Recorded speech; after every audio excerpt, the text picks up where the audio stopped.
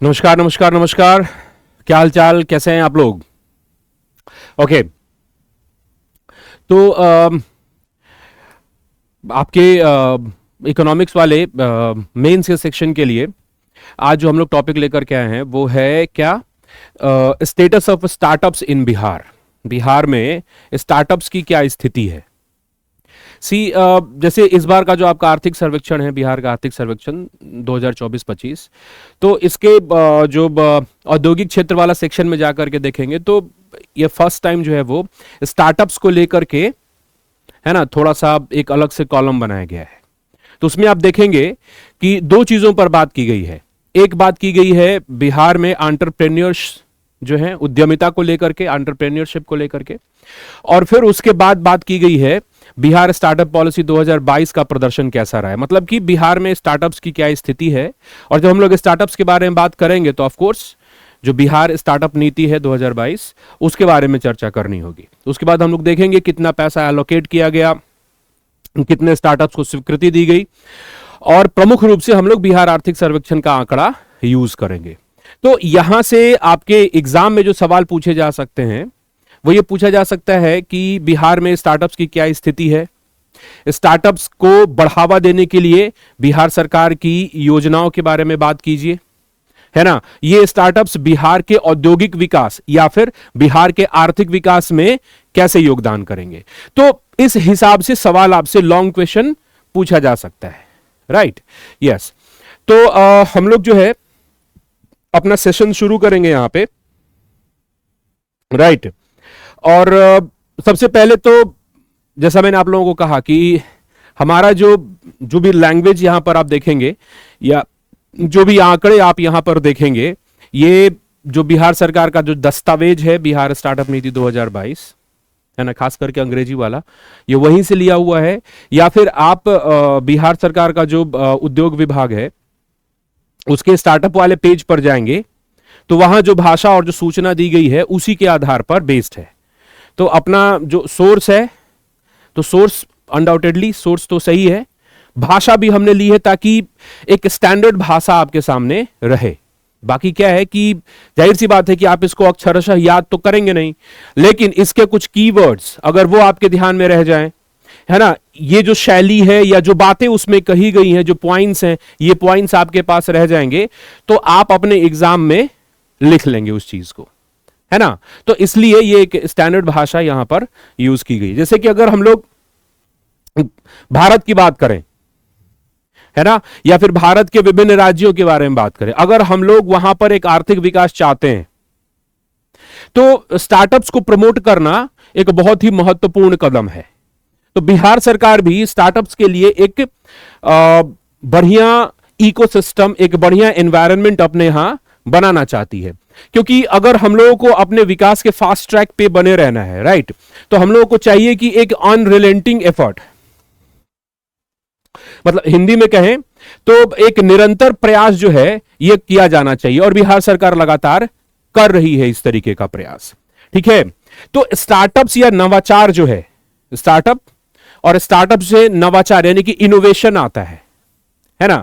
तो स्टार्टअप्स और नवाचार की अहम भूमिका होती है किसी भी राज्य के, किसी भी देश के आर्थिक विकास में, है कि नहीं। रोजगार सृजन तो करता ही है ना, उसके लिए नेक्स्ट जनरेशन सॉल्यूशंस लेकर के आता है, न्यू टेक्नोलॉजी। आज के समय में आर्टिफिशियल इंटेलिजेंस का जमाना है। हम लोग एक क्लास करेंगे मेंस का ही रोजगार को लेकर के, जहां पर कि नए बदलते परिदृश्य में खास करके आर्टिफिशियल इंटेलिजेंस के आने के बाद रोजगार पर उसका क्या असर होगा और हम लोग उसके लिए कितने तैयार हैं। ये वाला सेक्शन भारत के आर्थिक सर्वेक्षण में अलग से दिया गया है, तो उसको वहां से लेकर के आएंगे और उस पर हम लोग क्लास करेंगे। तो मेंस के लिए जो भी संभावित क्षेत्र हैं, है ना, आने वाले समय तक हम लोग उन सभी संभावित क्षेत्रों को टच करेंगे, और घुमा फिरा करके भी क्वेश्चन पूछे, दो अलग अलग सेक्शंस को भी मिला करके क्वेश्चन पूछे, तो आपके पास इतनी समझ और इतना मटेरियल होना चाहिए कि आप उसका उत्तर लिख पाए। ये प्रयास है, ठीक है। तो नेक्स्ट जनरेशन सॉल्यूशन लेकर के आता है ना, इनोवेशन पर ध्यान देता है स्टार्टअप। तो ये किसी भी राज्य के लिए, किसी भी देश के विकास के लिए महत्वपूर्ण है ना। अगर आप नवाचार को बढ़ावा देते हैं, है ना, या अदर इंफ्रास्ट्रक्चर को बढ़ावा देते हैं, तो इससे स्टार्टअप्स का माहौल जो है वो अच्छा होता है। तो स्टार्टअप्स को प्रमोट करने के लिए ये सारी चीजें, है ना, एक इस तरीके का इकोसिस्टम या एक इनोवेशन का सिस्टम जो है उसको बढ़ावा दे रही है बिहार सरकार, भारत सरकार के साथ साथ। तो हमारे यहां अगर हम लोग स्टार्टअप को लेकर के बात करें और किसी योजना को लेकर के बात करें, तो एक प्रमुख योजना है ना, बिहार स्टार्टअप नीति। बिहार स्टार्टअप नीति जो है ये 2016 में शुरू हुआ था, फिर उसको नेक्स्ट साल थोड़ा अमेंड किया गया, उसमें संशोधन किया गया 2017 में। फिर कुछ वर्षों के बाद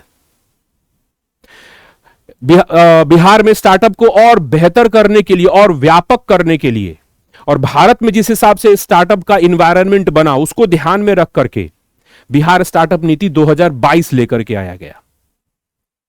और जो बिहार स्टार्टअप नीति 2022 लेकर के आया गया, इसमें इनिशियल जो वेंचर कैपिटल था वो 500 करोड़ रुपए का वेंचर कैपिटल रखा गया था। तो 500 करोड़ का वेंचर कैपिटल, वेंचर कैपिटल को हम लोग हिंदी में कहते हैं उद्यम पूंजी। इसका क्या मतलब है? इसका मतलब कि 500 करोड़ की पूंजी सरकार ने रखी हुई है जो कि स्टार्टअप्स को देगी, या तो सीड ग्रांट के रूप में, मतलब जब आप स्टार्टअप शुरू कर रहे हैं तब 10 लाख रुपए आपको, है ना, सीड ग्रांट के रूप में सरकार देगी। वो 10 लाख रुपए आप वापस करेंगे बिना ब्याज के, राइट। तो उसके लिए हम लोग एक आंकड़ा देखेंगे सरकार के द्वारा क्या किया गया है, कितना पैसा एलोकेट किया गया है ना। तो उसके लिए बिहार स्टार्टअप नीति 2022 को प्रारंभ किया गया। तो इस स्टार्टअप नीति 2022 के बारे में हम लोग थोड़ी चर्चा करते हैं यहां पर, ठीक है, ओके। तो ये जो बिहार स्टार्टअप पॉलिसी 2022 है, इसका विजन क्या है ना। देखो, इसका विजन है कि राज्य में समावेशी विकास के लिए एक अनुकूल स्टार्टअप पारिस्थितिकी तंत्र विकसित करना है और इसके माध्यम से युवाओं की क्षमता का लाभ उठाना है ना। और युवाओं की सहायता से, है ना, बिहार को स्टार्टअप और उद्यमियों के लिए सबसे पसंदीदा गंतव्य यानी कि डेस्टिनेशन के रूप में डेवलप करना है। मतलब अभी हम लोग इसके ऑब्जेक्टिव्स को देखेंगे और किस हिसाब से बिहार स्टार्टअप पॉलिसी काम कर रही है उसके बारे में बात करेंगे। लेकिन इन जनरल क्या दिमाग में चल रहा है सरकार के दिमाग में चल रहा है कि एक इस तरीके का पूरा इकोसिस्टम, पारिस्थितिकी तंत्र बनाया जाए जो स्टार्टअप के अनुकूल हो।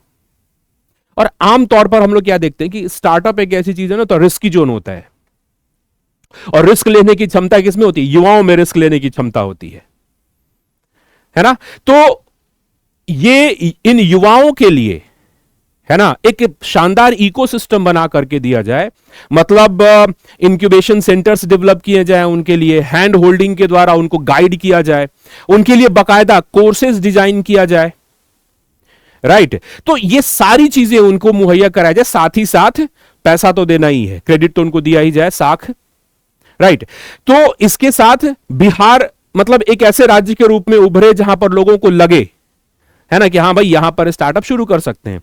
और दूसरों को लगे ना लगे, बिहारियों को लगना चाहिए, क्योंकि बिहार से एक बड़ी मात्रा में युवा जो है अन्य राज्यों जैसे दिल्ली, बेंगलोर, मुंबई जैसे राज्यों की ओर पलायन कर जाता है, वहां पर वो अपना स्टार्टअप शुरू करता है। अगर वो वहां पे कर सकते हैं तो बिहार को भी इस तरीके की अपॉर्चुनिटी उनको देनी चाहिए कि आप वो काम यहां पर भी कर सकते हैं। और इसी के लिए बिहार स्टार्टअप नीति 2022, है ना, को व्यापक बनाया गया। इसमें कई सारी ऐसी चीजों को डाला गया जो कि department for promotion of industries and internal trade, Bharat सरकार का जो DPIIT है, वो जिस हिसाब से स्टार्टअप को फॉर्मुलेट करता है, जिस हिसाब से स्टार्टअप के लिए पॉलिसीज बनाता है, जिस हिसाब से स्टार्टअप को भारत में लेकर के चलता है, बिहार सरकार भी उसी हिसाब से लेकर के चले।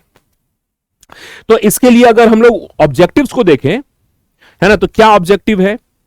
तो सबसे पहले युवाओं को ध्यान में रख करके जो ऑब्जेक्टिव बनाया गया है, तो उसमें क्या क्या गया कि उद्यमी बिहार, समृद्ध बिहार अभियान, है ना, ठीक। इस तरीके कुछ कैंपेन से कुछ और चीजें हैं, जैसे उद्यमिता पुरस्कार, नवाचार चुनौतियां, इनोवेशन चैलेंजेस, है ना, व्यवसाय योजना प्रतियोगिता, इस तरीके के बहुत कार्यक्रमों के माध्यम से जो युवा वर्ग है उनमें उद्यमिता शिक्षा और करियर को बढ़ावा देना, प्रोत्साहित करना। तो युवाओं और उद्यमियों के बीच उद्यमिता शिक्षा, है ना, और इस क्षेत्र में करियर को कैसे बढ़ावा दिया जा सकता है, इस ऐसी चीजों को प्रमोट करना है। और किसके माध्यम से? बहुत सारे प्रोग्राम जो चल रहे, क्या है, उद्यमी बिहार, समृद्ध बिहार कैंपेन चलाया गया, एंटरप्रेन्योरशिप अवार्ड्स दिए गए, इनोवेशन चैलेंजेस लेकर आया गया, बिजनेस प्लान कंपटीशन। इससे होता क्या है ना कि एक तो जागरूकता बढ़ती है, जो इस क्षेत्र से संबंधित युवा है वो नजर बना करके रखता है। जब किसी को एंटरप्रेन्योरशिप अवार्ड्स मिलते हैं तो वो भी चाहता है कि उसको भी एंटरप्रेन्योरशिप अवार्ड मिले, तो वो उस दिशा में और काम करता है। वो अपने छोटे उद्यम को बड़े उद्यम तक 100 करोड़ रुपए की कंपनी बनाना चाहता है, रजिस्टर्ड लिमिटेड कंपनी बनाना चाहता है, या फिर जैसे भी कंपनी बनाना चाहता है, एक स्टार्टअप के दायरे में आना चाहता है ना। तो एक ये काम सरकार का है, स्टार्टअप योजना के माध्यम से, स्टार्टअप पॉलिसी का ये ऑब्जेक्टिव है।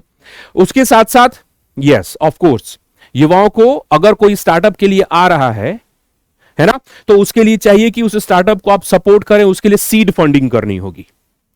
तो सीड यानी कि बीज, मतलब आप स्टार्टअप शुरू कर रहे हैं, स्टार्टअप का पौधा रोपण कर रहे हैं, तो उसके लिए सीड फंडिंग, शुरुआत में जो आपको सहायता राशि जो 10 लाख रुपए की दी जाती है ग्रांट के रूप में, वो सरकार प्रोवाइड कर रही है। उसके साथ साथ अगर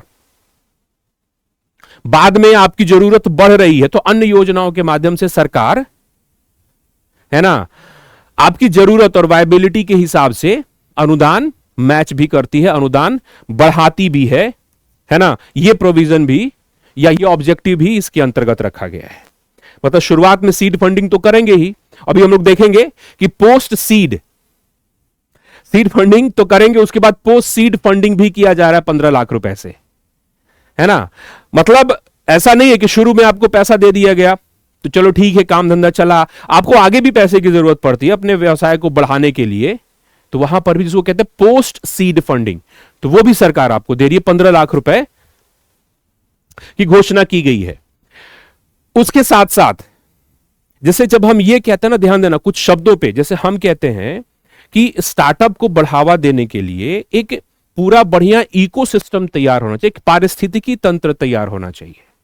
तो जब यह पारिस्थितिकी तंत्र के बारे में बात करते हैं तो इसका मतलब है कि ऐसे उद्यमी, ऐसे स्टार्टअप शुरू करने वाले युवा आप खुद तैयार करें, एक ऐसा माहौल बना करके दें जहां पर कि ऐसी सोच वाले युवा विकसित हों, है ना। जरूरी नहीं कि बाहर से ही पढ़ करके आए, कोर्सेज बाहर से करके आए और बिहार में निवेश करें, नहीं, बिहार में ही वो तैयार हों।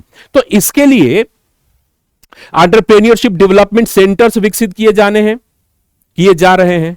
एंटरप्रेन्योरशिप फैसिलिटेशन सेंटर्स मतलब उद्यमिता सुविधा केंद्रों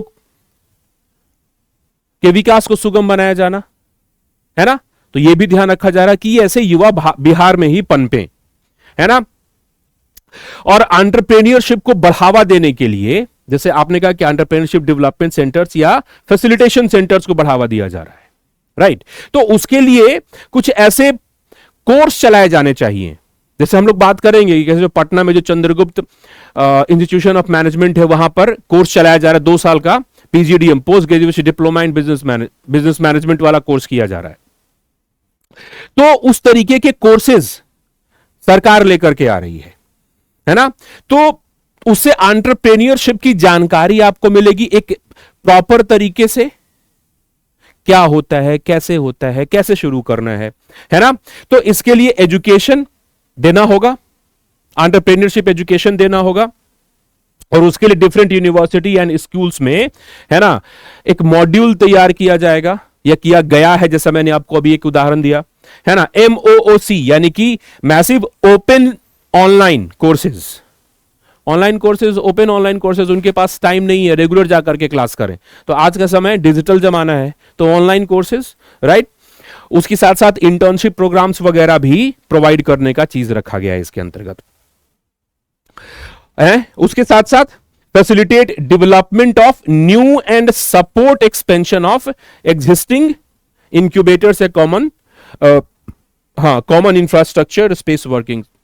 कहने का मतलब क्या है कि जो ऑलरेडी एग्जिस्टिंग इंफ्रास्ट्रक्चर है हमारे यहां, जो इंफ्रास्ट्रक्चर ऑलरेडी एग्जिस्टिंग है हमारे यहां, पहले से जो इंक्यूबेटर्स तैयार हैं यहां पर, है ना, तो उनकी क्षमता का विस्तार करना, है ना।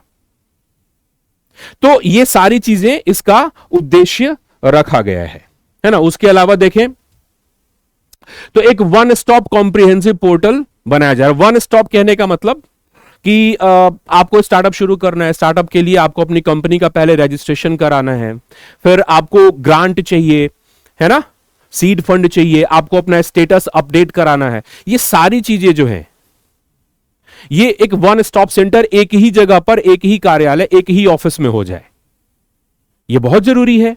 इससे लाल फीताशाही, रेड टेपिज्म कम होता है। तो जैसे बिहार या भारत की जो समस्या रही है कि यहां पर बिजनेस करना डिफिकल्ट माना जाता है, कठिन माना जाता है। क्यों? क्योंकि एक समस्या रहती है कि फाइल लेकर के घूमते रहो, अप्रूव ही नहीं हो रहा है। तो इस चीज को कम करने के लिए एक ही स्थान पर, एक ही ऑफिस में ये सारे आपके काम स्टार्टअप संबंधित हो जाएं, इस पर ध्यान दिया जा रहा है ना। तो one stop comprehensive portal for startups, right. तो यहां पर आप देखेंगे कि फाइनेंशियल सपोर्ट कहां से लिया जा रहा है। तो जो सेबी में रजिस्टर्ड अल्टरनेट इन्वेस्टमेंट फंड्स हैं, वैकल्पिक निवेश फंड्स जो हैं, या कुछ ऐसे एंजल इन्वेस्टर्स जो कि सेबी के पैनल में हैं, वहां से सहायता ली जा रही है ना। कुछ रेगुलेटरी सपोर्ट वहां से लिया जा रहा है। उसके साथ साथ मेंटर्स का, और जो पैनल में प्रोजेक्ट मैनेजमेंट कंसल्टेंट्स हैं, इन लोगों की सहायता ली जा रही है। मतलब अगर आप कोर्स कर रहे हैं या फिर आपको स्टार्टअप से लेकर के कोई क्वेश्चंस हैं, राइट, तो ये जो इम्पैनल्ड लोग हैं, जो सेबी के पैनल में कुछ लोग ऐसे बैठते हैं, या फिर जो कुछ कंसल्टेंट्स हैं, जैसे कोर्स करियर गाइडेंस करने वाले लोग होते हैं ना, उसी तरीके से ये आपको गाइड करेंगे, ये आपको बताएंगे कि आप कैसे कर सकते हो, क्या कर सकते हो, क्या प्रैक्टिकल प्रॉब्लम्स आपके पास आ सकती है, कैसे आप शुरू कर सकते हैं, अगर आपने शुरू किया इस चीज को कैसे इनलार्ज कर सकते हैं, मार्केटिंग कैसे कर सकते हैं, वगैरह वगैरह चीजें। ठीक है, तो इसके लिए सबसे ज्यादा जरूरी होता है ऑफ कोर्स एंजल इन्वेस्टर्स और अल्टरनेटिव इन्वेस्टमेंट फंड्स के बारे में तो जानकारी आपको मिलेगी ही सेबी से, ये तो है ही। उसके साथ साथ सलाह की भी जरूरत होती है, जो कि मुहैया कराया जाएगा, है ना। Hassle free and time bound statutory clearance for startups. मतलब अगर आपको स्टार्टअप रजिस्ट्रेशन कराना है तो उसमें फिर दिक्कत समस्या नहीं होनी चाहिए, इफ एंड बट ढेर सारा नहीं होना चाहिए। अगर साधारण तरीके से सब कुछ सही है तो आसानी से वो चीज हो जाए। और उसके बाद एक इंस्टीट्यूशनल सपोर्ट प्रोवाइड करना बहुत जरूरी है।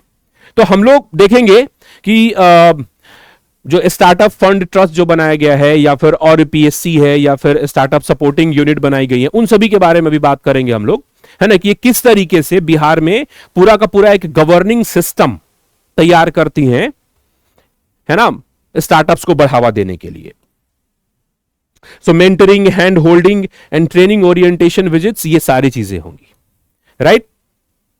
और इसके अलावा भी कोई अन्य गतिविधि जो कि बिहार में स्टार्टअप के माहौल को बेहतर कर सकता है, अगर ऐसी कोई चीज होती है तो उसको भी बिहार सरकार निर्मित करेगी। तो ये उद्देश्य है, ठीक है। तो एक चीज तो है कि आप या तो पहले उद्देश्यों को लिख दें, इसको चूंकि पूरी चीज आपको याद नहीं रहेगी तो आप इसमें से छोटे छोटे पॉइंट्स निकाल करके नोट कर सकते हैं कि ये उद्देश्य है। और उसके साथ ही साथ जो हम लोग आगे एक अलग कॉलम में मेंशन किए कि बिहार सरकार ने क्या किया है, या फिर बिहार स्टार्टअप नीति उसको कैसे कर रही है, उसको साथ में भी लिख सकते हैं, या फिर पहले ये लिख दिया कि ये उद्देश्य है और उसके बाद हम लोग जो बिहार में स्टार्टअप पॉलिसी 2022 के तहत जो मुहैया कराया जा रहा है उसके बारे में भी बात कर सकते हैं। ठीक है, अलग अलग भी और साथ में भी कर सकते हैं। तो यहां पर हमने अलग अलग रखा है, लेकिन एक बार हम लोग बात कर लेते हैं कि एलिजिबिलिटी क्या है। जैसे हम लोगों ने बताया कि बिहार में बिहार स्टार्टअप नीति के तहत यह उद्देश्य रखा गया है, लेकिन इसका लाभ किसको किसको मिल सकता है, स्टार्टअप्स आप कहेंगे किसको।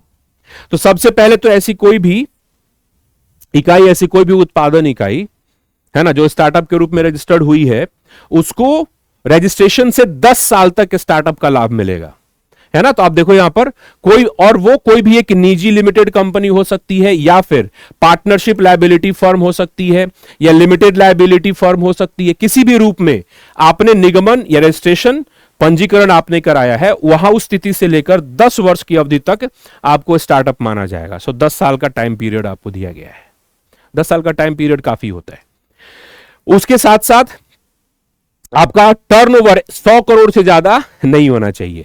तो किसी भी साल, किसी भी वित्तीय वर्ष में आपका टर्नओवर 100 करोड़ रुपए से अधिक नहीं होना चाहिए। इस पे ध्यान देना है आपको, है ना। तो 100 करोड़ आपको पता ही है कि ये स्टार्टअप की कैटेगरी है भारत में भी। आपको स्टार्टअप के रूप में बिहार सरकार उन्हीं इकाइयों को मान्यता दे रही है ना, जो फुल स्केल, बड़े स्केल लेवल पर काम करें, एक अच्छी संख्या में रोजगार पैदा करके दें, उसके साथ साथ है ना इनोवेशन यानी कि नवाचार के रूप में, डेवलपमेंट यानी कि विकास, है ना, प्रोडक्शन या प्रोडक्शन प्रोसेस और सर्विसेज जो है, सेवाएं जो हैं, इसमें इंप्रूवमेंट लेकर के आए, है ना, और स्केलेबल बिजनेस होना चाहिए जहां से रोजगार जनरेशन की काफी क्षमता उसमें होनी चाहिए। तो ये एक बात है। तो अमूमन आमतौर पर जो स्टार्टअप्स होता है वो नई टेक्नोलॉजी के साथ ही आता है। जो आप स्टार्टअप करते हैं वहां पर न्यू टेक्नोलॉजी लेकर के आते हैं, है ना, अपने कॉस्ट ऑफ प्रोडक्शन को कम करने की कोशिश करते हैं, है ना। तो जो आपकी प्रोसेसिंग है, प्रोडक्शन का जो प्रोसेसिंग है वो इंप्रूव हो रहा है, और साथ में आप रोजगार तो देते ही हैं, राइट। तो ये चीजें हैं। उसके अलावा कुछ और प्रमुख चीजें हैं, जैसे अब ऐसा नहीं होगा कि कोई पुरानी कंपनी बनी हुई है, आप उसको तोड़ करके एक दूसरी कंपनी बना और कहो कि भाई हमको भी स्टार्टअप बना दीजिए, या फिर कोई पुरानी कंपनी को रीस्ट्रक्चर कर दिया और कहा कि हमको भी स्टार्टअप बना दो, तो उसको स्टार्टअप हम लोग नहीं मानेंगे। दूसरी चीज कि चूंकि आप बिहार स्टार्टअप नीति का लाभ लेना चाहते हैं, तो आपकी कंपनी जो है वो बिहार में ही पंजीकृत या रजिस्टर्ड कंपनी होनी चाहिए, और आपकी कंपनी का ऑफिस जो है वो बिहार में होना चाहिए, ठीक है। उत्पादन के रूप में या अन्य प्रकार के जो भी देय कर हैं, आपके टैक्सेस जो हैं, वो बिहार में आपको पे करना होगा। मतलब पे करना होगा से मतलब नहीं है, मतलब ऐसी कंपनी होनी चाहिए, क्योंकि आपका अगर आपका ऑफिस बिहार में है तो आपको वो टैक्सेस बिहार में ही देने होंगे। तो वैसी ही कंपनी को बिहार स्टार्टअप नीति 2022 का लाभ मिलेगा, जो कि ऐसे टैक्सेस बिहार सरकार को देती है, राइट। तो ये कुछ पात्रताएं हैं, एलिजिबिलिटी है, इसको ध्यान में रखेंगे, है ना, कि 100 करोड़ से ज्यादा का टर्नओवर नहीं होना चाहिए, है ना, रोजगार सृजन करने वाले उद्यम होने चाहिए, नवाचार के आधार पर या उत्पादन प्रक्रिया को बेहतर करने वाले उद्यम होने चाहिए, राइट। 10 पंजीकरण से 10 वर्षों तक आपका इसका लाभ मिलेगा, बिहार में रजिस्टर्ड होना चाहिए, बिहार सरकार को टैक्स देना चाहिए, और किसी पुरानी कंपनी को तोड़ करके या उसकी पुनर्संरचना करके आप स्टार्टअप का लाभ नहीं ले सकते। तो ये पात्रताएं हैं, राइट। उसके अलावा अब हम लोग बात करते हैं कि हमारे यहां बिहार स्टार्टअप नीति का जो ढांचा है, गवर्निंग इंफ्रास्ट्रक्चर क्या है ना, कौन कौन से प्रमुख विंग हैं जो कि पूरे बिहार में बिहार स्टार्टअप नीति को इंप्लीमेंट करने में सहायता करते हैं, क्योंकि यह महत्वपूर्ण है, राइट। अगर आप इस दिशा में बात करें तो जो गवर्नेंस स्ट्रक्चर है ना, जो कि हेल्प करते हैं इसका इफेक्टिव इंप्लीमेंटेशन में, तो सबसे पहले आता है नाम Bihar startup fund trust, BSFAT का, राइट। ये पॉलिसी लेवल पर काम करता है। तो ये जो है आपका बिहार स्टार्टअप फंड ट्रस्ट, ये क्या करता है, ये नीतियों का नीति निर्माण और नीतियों का मूल्यांकन करता है ना, नीति निर्माण,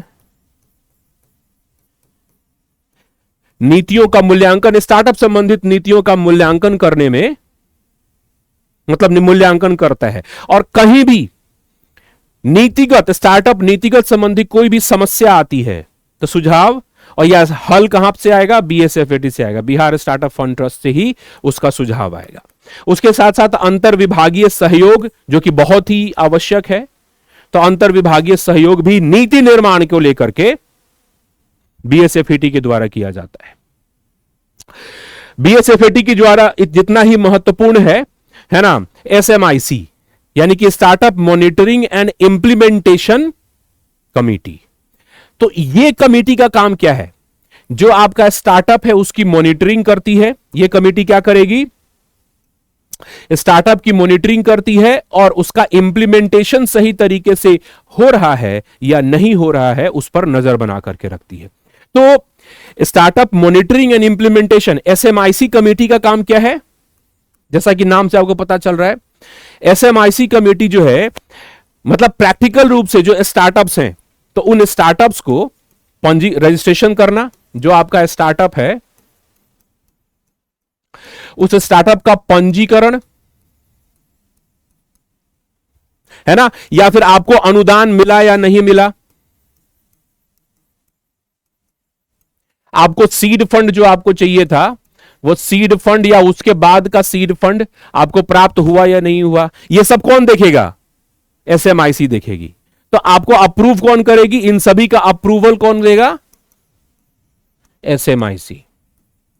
और उसके साथ साथ एसएमआईसी स्टार्टअप्स कैसे काम कर रहे हैं उस पर नजर बना करके रखती है। और उसके लिए जो पीएससी है, प्रिलिमिनरी स्क्रूटनी कमेटी, है ना, ये इसका जो डिसीजन मेकिंग है उस पर भी इसकी निगरानी रहती है, इसका नजर रहता है। तो मतलब नीति के स्तर पर, है ना, तो बिहार स्टार्टअप फंड ट्रस्ट, तो जो स्टार्टअप फंड ट्रस्ट है बीएसएफएटी जो है, ये नीति के आधार पर काम करता है। एसएमआईसी जो है वो स्टार्टअप्स को सर्टिफिकेट देना है, स्टार्टअप्स को पैसा मिल रहा है नहीं मिल रहा है, स्टार्टअप्स के लिए जो भी अप्रूवल्स हैं, ग्रांट्स वगैरह, वो सब काम कौन करेगा, एसएमआईसी। तो फिर पीएससी क्या करेगी, प्रारंभिक जांच समिति, इसका काम है स्टार्टअप्स के कार्यों की निगरानी करना और सहयोग देना, राइट। तो स्टार्टअप सहायता इकाई के साथ कार्य करके, है ना, ये जो है आपका एसएसयू स्टार्टअप सहायता इकाई, इसके साथ कार्य की देखरेख के साथ साथ स्टार्टअप नीति के प्रभावी कार्यान्वयन हेतु निर्णय लेने का कार्य करेगी। जो स्क्रूटिनी कमेटी है, तो इसका काम है स्क्रूटिनी करना। किसका स्क्रूटिनी करना, एसएसयू का, स्टार्टअप सपोर्ट यूनिट। तो आप देखो यहां पर 4 प्रमुख इकाइयां हैं बिहार में। गवर्निंग स्टार्टअप के पूरा का पूरा प्रशासन के लिए 4 प्रमुख इकाइयां हैं। बीएसएफटी स्टार्टअप फंड ट्रस्ट, जो कि नीति स्तर पे काम करती है। एसएमआईसी यानी कि startup monitoring and implementation committee, तो ये स्टार्टअप्स को सर्टिफिकेशन देना, है ना, जो ग्रांट्स हैं, जो पोस्ट ग्रांट्स हैं, ये अप्रूव करना, इससे संबंधित चीजें। पीएससी ये स्क्रूटिनी करती है स्टार्टअप कैसा काम कर रहा है। और एसएसयू ये सपोर्टिंग यूनिट है, ये हैंड होल्डिंग का काम करती है। ये अगर आप कोई स्टार्टअप शुरू कर रहे हैं, स्टार्टअप कर रहे हैं, तो वो आपको हेल्प करेगी, गाइड करेगी। आप कोई प्रपोजल बना करके रखना चाहते हैं, देना चाहते हैं, वहां पर भी एसएसयू आपकी हेल्प करेगी कि प्रपोजल कैसे बना करके दोगे, क्या चीजें उसमें रखोगे कि एसएमआईसी उसको अप्रूव कर दे। तो उसके लिए है आपका स्टार्टअप सपोर्टिंग यूनिट, ये हर तरीके से आपके सपोर्ट के लिए है। अगर ये सारी चीजें ढंग से काम करें तो ऑफ कोर्स बिहार में स्टार्टअप्स का एक बहुत ही अच्छा एनवायरनमेंट बन सकता है। क्योंकि हमारे पास ब्रेन की कमी नहीं है, हमारे यहां से ब्रेन ड्रेन होता है। हमारे यहां से जो है ना ब्रेन है वो दूसरी जगह जाकर के यूज हो रहा है, दूसरे राज्य के विकास में हेल्प कर रहा है, वो बिहार के विकास में भी हेल्प कर सकता है स्टार्टअप्स के माध्यम से। और यही बिहार सरकार चाहती है ना, कि एक ऐसा इकोसिस्टम बना करके दें जिससे कि बिहार अपने हिसाब से खुद काम करे, राइट। ओके, इसी दिशा में अगर हम लोग आगे की ओर बढ़े तो जो हमारा स्टार्टअप पॉलिसी है, इसमें आप देखोगे कि इसके जो ऑब्जेक्टिव्स हैं, इसको आप 4 पिलर्स में भी रख सकते हैं, जिसको हम लोग युवा कहते हैं। ये आपके एग्जाम में पूछा था प्रीलिम्स में, राइट। तो 4 पिलर जो है, जिसको आप YUVA युवा कहते हैं, YUVA, इसको युवा कर दिया गया। तो ये क्या है, येस टू स्टार्टअप्स, मतलब लोगों के अंदर, युवाओं के अंदर उद्यमिता के प्रति और स्टार्टअप के प्रति अवेयरनेस, जागरूकता फैलाना, right. Unleash regulatory enablers for supporting startups. देखो, जो भी जैसे हमने देखा ना पीछे कि हैसल फ्री, बिना किसी कठिनाई के और आसानी से स्टार्टअप्स का रजिस्ट्रेशन हो सके, तो जो भी रेगुलेटरी फ्रेमवर्क्स हैं, नियम कानून से संबंधित, है ना, जो भी समस्याएं हैं उससे इनको उन्मुक्त करना, यानी कि आसानी से, जैसे हमने वन स्टॉप सेंटर, आसानी से इनको अप्रूवल मिल सके, ताकि बाहर एक संदेश जाए कि चल भाई बिहार में काम कर सकते हैं। स्पंदमान, या फिर इसको हिंदी में कहे वाइब्रेंसी, एजुकेशन सिस्टम को वाइब्रेंट बनाना पड़ेगा। जैसे हमने कहा कि चंद्रगुप्त मैनेजमेंट इंस्टीट्यूशन जो है पटना में, जहां PGDM कोर्स शुरू किया गया है, या फिर MOOC massive online courses, open online courses जो शुरू किए जा रहे हैं।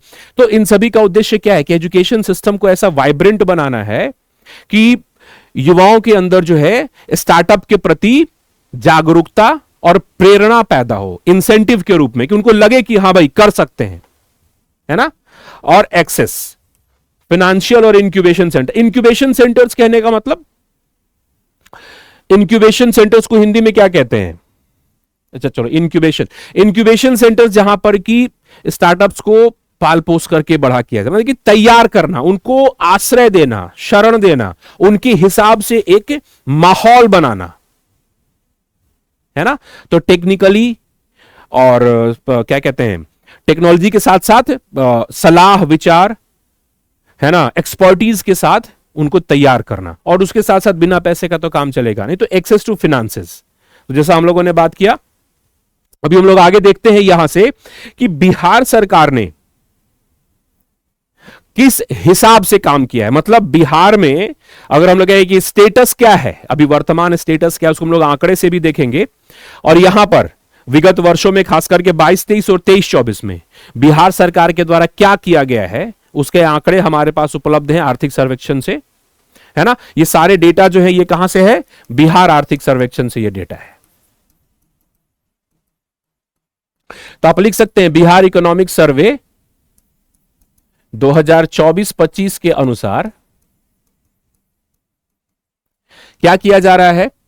तो अलग अलग बिहार के अलग अलग जो बढ़िया प्रीमियर एजुकेशनल इंस्टीट्यूशंस हैं, है ना, उनके साथ है कि एमओयू, मेमोरेंडम ऑफ अंडरस्टैंडिंग, यानी कि समझौता ज्ञापन साइन किया गया है 21 इंक्यूबेटर सेंटर्स को लेकर के। मतलब अलग अलग इंस्टीट्यूशंस में 21 इंक्यूबेटर सेंटर्स बनेंगे। मतलब इंक्यूबेशन सेंटर्स बनेंगे, मतलब कि उन एजुकेशनल इंस्टीट्यूशंस में कोई विद्यार्थी, कोई स्टूडेंट, या फिर कोई वहां का विद्यार्थी नहीं है लेकिन वो स्टार्टअप करना चाहता है, उससे संबंध में कुछ जानकारी, मतलब ट्रेनिंग लेना चाहता है, तो वो इन इंक्यूबेशन सेंटर्स की सहायता से प्राप्त कर सकता है। तो एमओयू साइन किया गया है 21 इंक्यूबेशन सेंटर्स, है ना, बिहार के ही अलग अलग प्रीमियर एजुकेशनल इंस्टीट्यूशंस के साथ। इंटर्नशिप प्रोग्राम, जैसे हमने कहा ना कि जब तक से आप ट्रेनिंग नहीं देंगे तो बात आगे कैसे बढ़ेगी, तो उसके लिए एक इंटर्नशिप प्रोग्राम जो है वो लॉन्च किया गया है ना। Launch to match make startups and interns. कहने का मतलब कि हमने जो लक्ष्य रखा हुआ है कि भाई इतने स्टार्टअप्स हमारे यहां विकसित होने चाहिए, तो उसके हिसाब से इंटर्नशिप प्रोग्राम शुरू किया गया है। आप इंटर्नशिप कीजिए पहले, फिर एक सर्टिफिकेट मिलेगा, फिर आप अप्लाई करेंगे, तो फिर अदर चीजों को ध्यान में रख करके हो सकता है कि आपका एप्लीकेशन अप्रूव हो। तो स्टार्टअप्स और इंटर्न्स को, है ना, मैच करने के लिए एक इंटर्नशिप प्रोग्राम शुरू किया गया है। 46 स्टार्टअप सेल्स 38 जिलों में स्थापित किया गया है। तो बिहार के 38 जिलों में 46 स्टार्टअप सेल्स स्थापित किए गए हैं, राइट। तो बिहार सरकार, जैसे हमने कहा कि 2022-23 से इस दिशा में गंभीरता से काम कर रही, जब से नीति बनी है, और 22-23, 23-24 जिसका आंकड़ा है, काफी तेजी से स्टार्टअप की दिशा में काम हुआ है, हम लोग देखेंगे आगे। उसके साथ साथ जो चंद्रगुप्त इंस्टीट्यूशन ऑफ मैनेजमेंट है पटना में, है ना, यहां पर एक 2 साल का फुल टाइम पीजीडीएम यानी कि post graduate diploma in management, PGDM यानी कि post graduate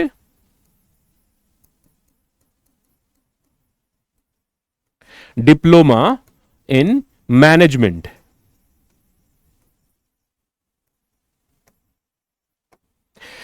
post graduate diploma in management का कोर्स शुरू किया गया है Chandragupta institute of management Patna में। किसकी सहायता से? तो ऑफ कोर्स स्टार्टअप बिहार की सहायता से इसको शुरू किया गया है।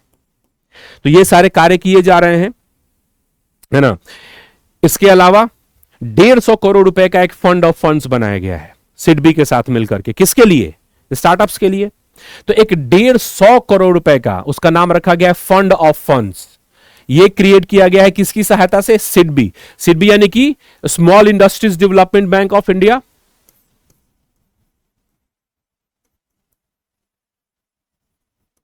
स्मॉल इंडस्ट्रीज डेवलपमेंट बैंक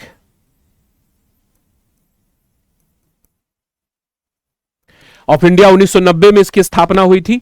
तो ये जो सिडबी की सहायता से 150 करोड़ रुपए का फंड ऑफ फंड्स कहा गया है इसको, है ना, स्टार्टअप्स के लिए ही, राइट। और जैसा हम लोगों ने कहा था कि एक पोस्ट सीड फंड, एक तो सीड फंड था आपका 10 लाख रुपए का, और यह पोस्ट सीड फंड के रूप में 15 लाख रुपए का प्रावधान किया गया है। और सीड फंड कितने का था?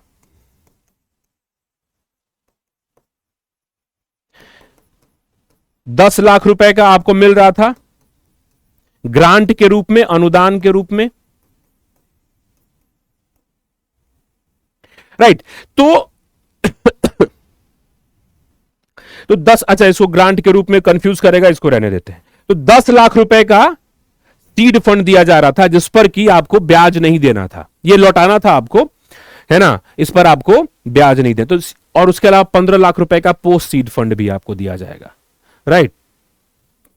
इसके अलावा बिहार इनोवेशन चैलेंज, जैसे लोगों में जागरूकता फैलाने के लिए, है ना, एक कॉम्पिटिटिव फीलिंग लाने के लिए, स्टार्टअप को प्रमोट करने के लिए, है ना, कुछ चीजें की जाती है। भारत सरकार भी करती है, बिहार सरकार भी कर रही है। तो Bihar innovation challenge, Bihar startup awards दिए जा रहे हैं, बिहार कनेक्ट, स्टार्टअप के लिए महिलाओं की कार्यशालाएं, है ना, विमेन फॉर स्टार्टअप वर्कशॉप। तो ये सारी चीजें की जा रही हैं ताकि स्टार्टअप में महिलाओं का भी योगदान रहे, और ये सब अवार्ड्स वगैरह देना, इनोवेशन चैलेंजेस करना, तो इससे एक प्रतिस्पर्धा की भावना होती है, अपने आप को बेहतर करके सामने लाने की भावना होती है। तो ये इस तरीके से एक पूरा का पूरा इकोसिस्टम बिहार में तैयार किया जा रहा है। परिणाम, इसका परिणाम अगर आप देखें तो डीपीआईआईटी जो है ना, वाणिज्य मंत्रालय के अंतर्गत डीपीआईआईटी आता है, राइट, कॉमर्स एंड इंडस्ट्री। तो डीपीआईटी यानी कि department for promotion of industries and internal trade. तो डीपीआईआईटी के द्वारा स्टेट्स की स्टार्टअप रैंकिंग होती है, तो राज्यों की स्टार्टअप रैंकिंग होती है। और बिहार सरकार शुरू में जो इमर्जिंग इकोसिस्टम था वहां से क्या हो गया है, एस्पायरिंग लीडर। तो हम लोग बेहतर कर रहे हैं। यह कैसे पता चलता है? यह ऐसे पता चलता है कि पहले हम लोग उभरते राज्य के रूप में थे, अब हम लोग आकांक्षी नेता बन करके उभरे हैं, राइट।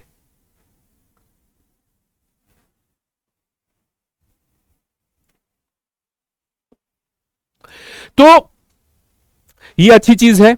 उसके साथ साथ एक और उपलब्धि है बिहार सरकार के पास। स्टार्टअप बिहार जो है ये किसके साथ, BIRAC के साथ जो है एक स्टेट पार्टनर बन गया है ना 2024 में। तो ये स्टेट पार्टनर बना है किसके साथ, biotechnology industry research assistance council, BIRAC global bio India 2024। इसका स्टेट पार्टनर कौन था, स्टार्टअप बिहार। तो है ना, तो ये कुछ उपलब्धियां हैं जिस हिसाब से, जिस दिशा में बिहार सरकार के द्वारा कार्य किया जा रहा है स्टार्टअप्स को लेकर के, राइट। ओके, तो क्या प्रदर्शन रहा है अगर उसके बारे में बात किया जाए, क्योंकि हम लोगों ने भी बता दिया, अभी पीछे बताया कि क्या चीजें की गई बिहार सरकार के द्वारा, और स्टार्टअप नीति 2022 जो है वो क्या कह रही है। अब हमारे आर्थिक सर्वेक्षण के हिसाब से जो department of industries government of Bihar के द्वारा जो डेटा, ये दिख रहा है आप लोगों को, है ना। इसमें मैं कुछ चीजें बता दे रहा हूं जिसको कि आप लोग लैंग्वेज के रूप में घर पे लिख लेंगे, है ना। इतनी चीजें उधर लिखी हुई है, फिर इसको लैंग्वेज के रूप में आप लोग थोड़ा सा 2-4 लाइन लिख लेंगे तो ये आपको याद भी रहेगा, और एग्जाम में पूछेगा, चाहे औद्योगिक विकास में पूछे वहां पर भी काम आएगा, इंस्टीट्यूशनल डेवलपमेंट पूछे, मतलब एंटरप्रेन्योरियल यानी कि उद्यमिता को लेकर के पूछे, वहां पर भी काम आएगा। बिहार के आर्थिक विकास को लेकर के पूछे, ये वहां पर भी काम आएगा बिहार सरकार के प्रयासों के रूप में, है ना। तो आप देखो 2022-23 में जो बिहार स्टार्टअप पॉलिसी है उसको लेकर के जो बात की गई उसको हम लोग देखते हैं, है ना। अब देखिए 22-23 और 23-24, ठीक। तो कितने एप्लीकेशन रिसीव हुए उसको छोड़ दो आप, कि इतना स्टार्टअप के लिए इतना एप्लीकेशन दिया गया, उसको रहने दीजिए। आप ध्यान दीजिए कि सर्टिफिकेट मतलब सर्टिफाइड स्टार्टअप्स कितने हैं? तो सर्टिफाइड स्टार्टअप्स है ना 2022-23 में 181 थे और 23-24 में और बढ़कर के 297 यानी कि लगभग 300, तो कुल मिलाकर के 478, राइट। जिनको की सीड फंड का पहला इंस्टॉलमेंट मिला था, तो ये अगर आपको ध्यान रहा तो ठीक है, अदरवाइज नो प्रॉब्लम। तो सीड फंड का पहला इंस्टॉलमेंट 152 स्टार्टअप्स को मिला था, है ना, और 2023-24 में 267 स्टार्टअप्स को मिला, ठीक। कुल मिलाकर के 419 हो गया। सेकेंड इंस्टॉलमेंट 37 और 65 102, राइट। अब हम लोग ये देख लेते हैं कि फर्स्ट इंस्टॉलमेंट में कुल कितना पैसा मिला और सेकेंड इंस्टॉलमेंट में कुल कितना पैसा मिला। तो कुल मिलाकर के आप देखो कि फर्स्ट इंस्टॉलमेंट में 7.5 करोड़ रुपया और सेकेंड इंस्टॉलमेंट में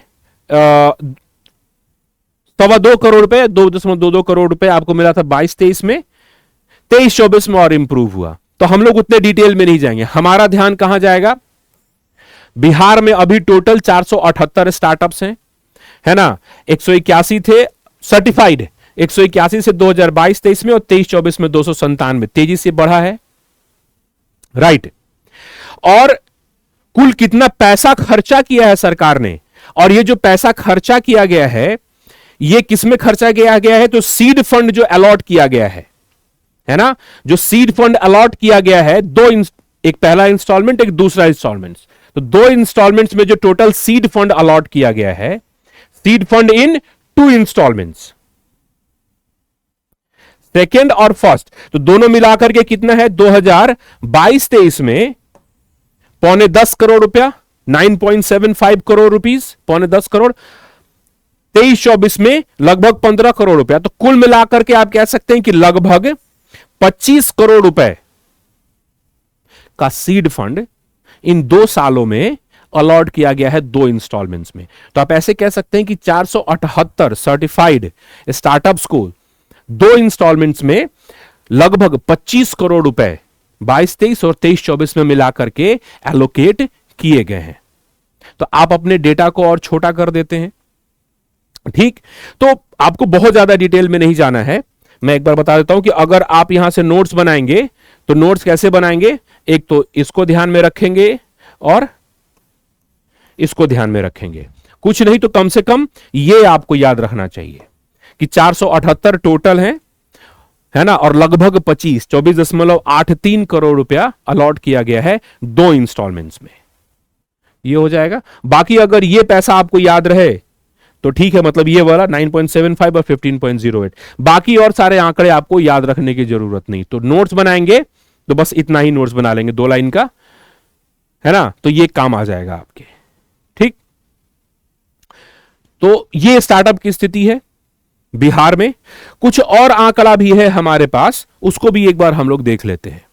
तो भारत सरकार का जो डीपीआईआईटी का वेबसाइट है, अगर आप वहां से जाकर के देखें, तो भारत सरकार डीपीआईआईटी देख रही है स्टार्टअप्स को, तो डीपीआईआईटी के वेबसाइट पर जाकर के देखेंगे तो आपको पता चलेगा कि बिहार में सबसे ज्यादा स्टार्टअप्स जो हैं वो कंस्ट्रक्शन यानी कि विनिर्माण क्षेत्र में है, लगभग 32%। सबसे ज्यादा स्टार्टअप निर्माण क्षेत्र यानी कि कंस्ट्रक्शन में है 32%, और दूसरे नंबर पर है कृषि क्षेत्र 13.5% के आसपास।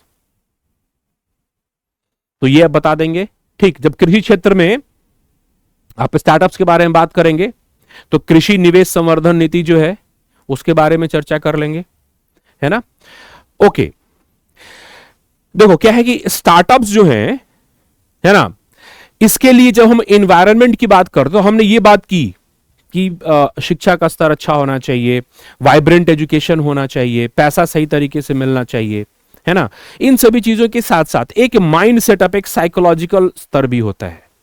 तो जब आप छोटे स्तर पे पहले उद्यमिता, एंटरप्रेन्योरशिप को बढ़ावा देते हैं, तो यही छोटे स्तर से शुरू किए हुए एंटरप्रेन्योर्स फिर एक बड़े स्टार्टअप्स के रूप में सामने आ सकते हैं। तो बिहार सरकार की जो कुछ योजनाएं हैं, खास करके, है ना, युवा उद्यमी योजना हो गया, मुख्यमंत्री युवा उद्यमी योजना, या महिला उद्यमी योजना, या SC ST BC उद्यमी योजना, या फिर 2023-24 में जो 2 प्रमुख योजनाएं शुरू की गई, है ना, स्मॉल इंटरप्राइजेस योजना और माइनॉरिटी उद्यमी योजना, जो आपका कास्ट सर्वे आया था, है ना, उसके बाद ये माइनॉरिटी उद्यमी योजना और बिहार स्मॉल एंटरप्राइजेस योजना जो है इसको शुरू किया गया, बिहार स्मॉल एंटरप्रेन्योर्स योजना। तो इन सभी की सहायता से होता क्या है, एक चीज की गरीबी दूर करने में तो मदद मिलती है, ऑफ कोर्स स्वरोजगार को बढ़ावा मिलता है, लेकिन एक उद्यमिता की भावना पैदा होती है, एक उद्यमिता का इंफ्रास्ट्रक्चर, एंटरप्रेन्योरशिप का इंफ्रास्ट्रक्चर तैयार होता है, और ये फिजिकली और साइकोलॉजिकली एक एनवायरनमेंट तैयार करता है कि लोग स्टार्टअप्स के प्रति प्रेरित हों, है ना। तो ये जो योजनाएं सरकार के द्वारा चल रही हैं, ये योजनाएं, है ना, एक भौतिक और मनोवैज्ञानिक बुनियादी ढांचा प्रदान करेंगी जब से योजनाएं चल रही हैं। तो इसमें आप देखो कि इसको एक साथ लिख दिया गया है, मुख्यमंत्री युवा उद्यमी योजना है, महिला अलग अलग है, लेकिन हमने एक साथ लिख दिया है युवा, महिला, SC ST EBC उद्यमी योजना, और मुख्यमंत्री अल्पसंख्यक उद्यमी योजना, ये जो है अल्पसंख्यक उद्यमी योजना, और बिहार लघु उद्यमी योजना, ये 23-24 में शुरू किया गया। ठीक, तो इन योजनाओं का प्रदर्शन कैसा रहा, क्योंकि जब एक बार आप ये बताओगे कि इन योजनाओं का प्रदर्शन कैसा रहा, तो फिर आप आगे ये बता सकते हैं कि मतलब उद्यमिता जो है बिहार में तेजी से आगे की ओर बढ़ रहा है। तो जब उद्यमिता आगे बढ़ रहा है तो ये सपोर्ट करेगा स्टार्टअप्स को। ठीक, तो अब अगर इसके बारे में बात करनी हो तो जिन आंकड़ों पर आपको ध्यान देना चाहिए, है ना, तो आप जानकारी के लिए भी इसको देख सकते हैं। कैसे देखेंगे, तो नंबर ऑफ अप्रूव्ड एप्लीकेशंस, जो इन योजनाओं के तहत लाभ लेने के लिए लोगों ने एप्लीकेशंस डाले हैं, तो कितने एप्लीकेशंस अप्रूव हुए 2022-23 और 2023-24 में, और कितना पैसा बांटा गया, डिसबर्स्ड मनी, यानी कि इन योजनाओं के तहत सरकार के द्वारा कुल कितना पैसा खर्चा किया गया। अगर इन दोनों चीजों को ध्यान में रख लेंगे तो भी हमारा काम हो जाएगा, है ना। तो 22-23 और 23-24, ठीक। तो इसमें अब अगर आप ऐसे चाहो कि यंग एंटरप्रेन्योर्स, एक ये डेटा मान लो रख लो, या फिर अगर आपको थोड़ा डिटेल में जा करके बात करनी है, मतलब कि जैसे कि ये वुमेन एंटरप्रेन्योर हो गए, या फिर SC ST EBC के स्तर पे जाकर के आपको बात करनी है, माइनॉरिटी या स्मॉल एंटरप्रेन्योर्स, ये अलग से आपको बात करनी है, डेटा याद रखना है, तब तो ठीक है, राइट। अदरवाइज आप सिंपली भी आगे बढ़ सकते हो और कह सकते हैं कि इन योजनाओं के माध्यम से 5433 एप्लीकेशंस को अप्रूव किया गया था 2022-23 में, और 47,404 एप्लीकेशंस को अप्रूव किया गया, 47,404 एप्लीकेशंस को अप्रूव किया गया 2023-24 में। और इसके लिए सरकार ने कितना पैसा खर्चा किया, तो इसके लिए सरकार ने पैसा खर्चा किया 2022-23 में 437 लाख या 438 लाख रुपया, ठीक। और 2023-24 में खर्चा किया 525 लाख रुपया। तो 525 लाख रुपए 23-24 में सरकार ने खर्चा किया। तो दरअसल बिहार में जब आप मेंस का आंसर लिखने के लिए जाते हैं ना, तो आपसे आंकड़े जोड़ करके सवाल पूछे जाते हैं, मतलब वो उम्मीद करते हैं कि आप कुछ आंकड़े रखेंगे। बहुत ज्यादा आंकड़े आप याद नहीं रख सकते, तो लेकिन ये छोटे छोटे आंकड़े थोड़ा बहुत अगर आप लिख लेंगे अपने से, जब खुद से इसको लिखेंगे तो ये आंकड़े आपको याद भी होंगे, एग्जाम में याद आ जाएगा। बाकी तो सब कुछ आपके सामने यहां पर PPT फॉर्मेट में है ही, है ना। ओके,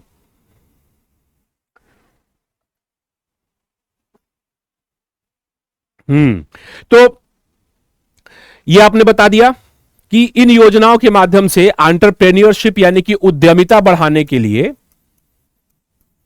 सरकार के द्वारा क्या किया जा रहा है। तो आपको भी लग रहा है कि भाई जब हम उद्यमिता की बात कर रहे हैं तो ये, या जब स्टार्टअप की बात कर रहे हैं तो उद्यमिता उसके साथ साथ लग करके चला आता है, तो दोनों चीज को मिला करके लिखेंगे, आपका आंसर और बढ़िया होगा। इसमें आप एक चीज लिख सकते हैं कि जो 525 लाख रुपए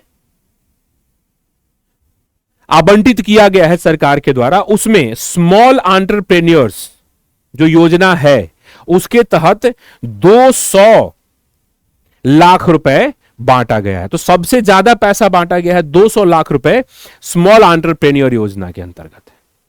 इस पे आप बात कर सकते हैं, अलग से कुछ एक्स्ट्रा इंफॉर्मेशन डाल सकते हैं यहां पर। तो जो आज की ये क्लास थी, इसमें देखो, इसमें हम लोगों ने बिहार में स्टार्टअप की जो स्थिति है उसको लेकर के बात किया है ना। तो स्टार्टअप्स के बारे में बात करना होगा तो हमारे पास बिहार स्टार्टअप नीति 2022 ही है, जहां से कि हमारे पास पुख्ता आंकड़े हैं, तथ्य हैं और चीजें हैं कहने के लिए, राइट। तो उसके आधार पर आप उत्तर लिखेंगे। फिर जो इसका स्टेटस है, देखो आपके मतलब हमारे बिहार के आर्थिक सर्वेक्षण में जितनी जानकारी दी गई थी उस जानकारी को मैंने आपके सामने रख दिया। तो और ज्यादा जानकारी खोजने के चक्कर में हम लोग बहुत सारे ऐसे वेबसाइट्स पर जाकर के कुछ आंकड़े लेकर आ सकते हैं जिसको कि वेरिफिकेशन करना डिफिकल्ट है। तो बिहार सरकार का जो उद्योग विभाग है और आर्थिक सर्वेक्षण, यहां से आंकड़े लेकर के मैंने आपके सामने रखे हैं। तो इतना काफी है, अगर इतना भी ध्यान रहे तो, राइट। तो इस पे थोड़ा सा ध्यान रखेंगे। आने वाली क्लासेस में जैसा मैंने कहा कि हम लोग रोजगार के बारे में बात करेंगे और उसके साथ साथ एक बार देखना होगा कि बिहार सरकार के द्वारा, है ना, कुछ पॉलिसीज को अपडेट किया जा रहा है और भी जो है, तो एक बार अगर उसका अपडेशन आ गया होगा, उस पर कुछ बड़ा निर्णय लिया गया है, तो फिर उसके बारे में हम लोग चर्चा कर लेंगे। ठीक है। तो आपका जो मेंस एग्जाम, खैर आपका मेंस एग्जाम प्रपोज्ड है अगले साल फरवरी मार्च में, राइट, मार्च में। तो मार्च में प्रपोज है, तो अभी काफी लंबा समय है उसके लिए। तो अगर उधर कुछ भी होता है तो वो फिर आपके सामने ला करके रखा जाएगा। तो अभी के लिए इतना ही, है ना। लिंक के नीचे तो आपको इसका पीडीएफ मिल ही जाएगा, अदरवाइज यहां पर मैं आपको इसका पीडीएफ शेयर कर दूंगा। इसको एक दो बार आप लोग पढ़ लेंगे, देख लेंगे, बहुत कठिन चीज नहीं है। तो जितना भी याद आएगा वो आपके एग्जाम के लिए सफिशियंट रहेगा, काफी रहेगा। ठीक है, चलिए। So thank you very much everyone. Thank you very much. Have a good day. Thank you.